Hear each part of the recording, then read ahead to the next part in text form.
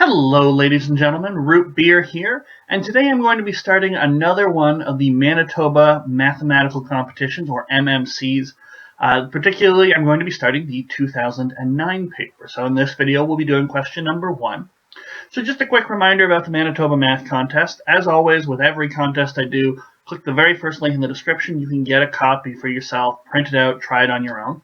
But specifically for the MMC papers, they are aimed at grade 12 level math, although to my knowledge, if you're in grade 11, you can write it if you want. I think that's most likely up to your particular high school, but ask your head of math about that.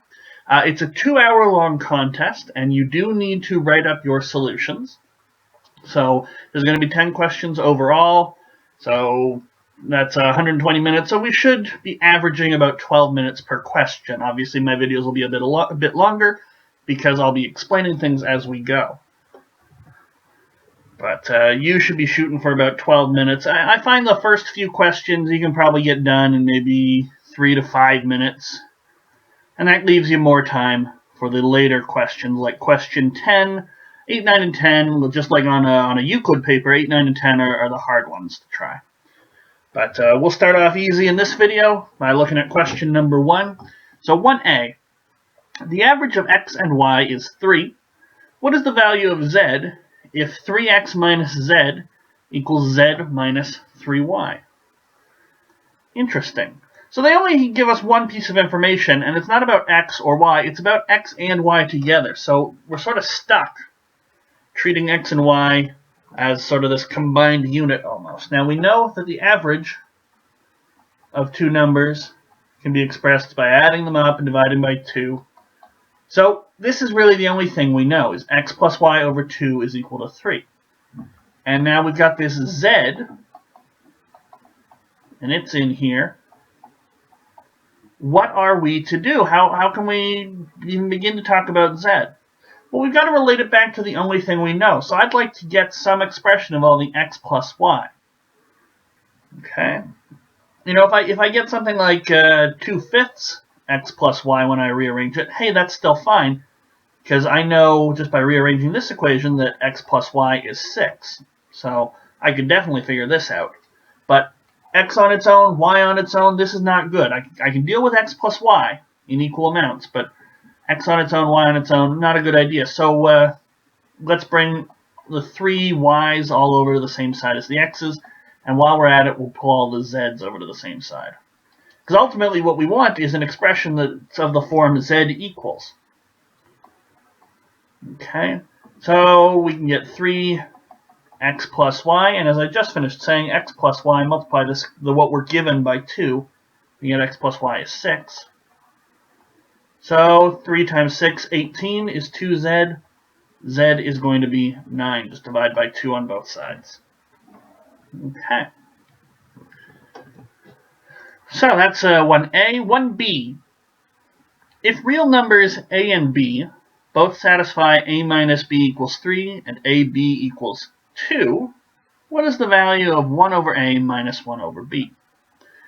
So as with all these sorts of questions, just like the last one, we want to manipulate the expression that we are asked about into expressions involving the two things that we do know. So a minus b and a times b.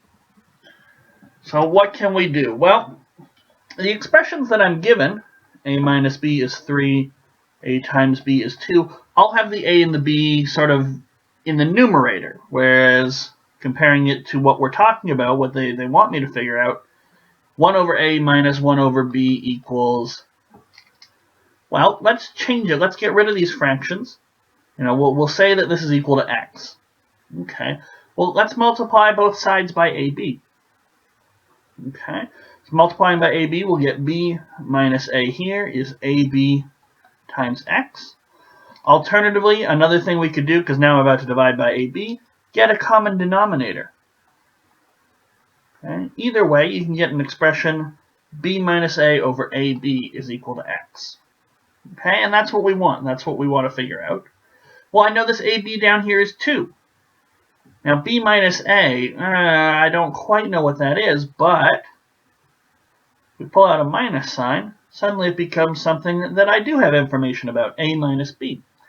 So b minus a is just negative of a minus b. So what does that tell me? X is negative of a minus b all over ab. So actually, no, it's already in reduced form. So negative 3/2 or negative 1.5. But I think the fraction is the preferred answer. But there we go. 1 over a minus 1 over b, however you slice it, is going to be negative 3/2. All right. Alternatively, I think this is enough information, I would say, to create a quadratic and actually solve for a and solve for b, which I didn't do in that particular question. I didn't solve for a and b. I have no idea what they individually are. But I don't need to in order to get 1 over a minus 1 over b. But that doesn't mean that if you solve for a and b that's going to be a problem. You might be really quick with quadratics. And it's all about speed for the first few questions. Get them done consistently but quickly. So you leave yourself plenty of time to do, 5, 6, and 7 if that's where you're having trouble. Or, if you're really good, 8, 9, and 10. You want to leave time for those ones. Okay. In the next video, I will be taking a look at question number 2. So if you haven't already, feel free to get a copy of this contest and try question 2 before watching that video.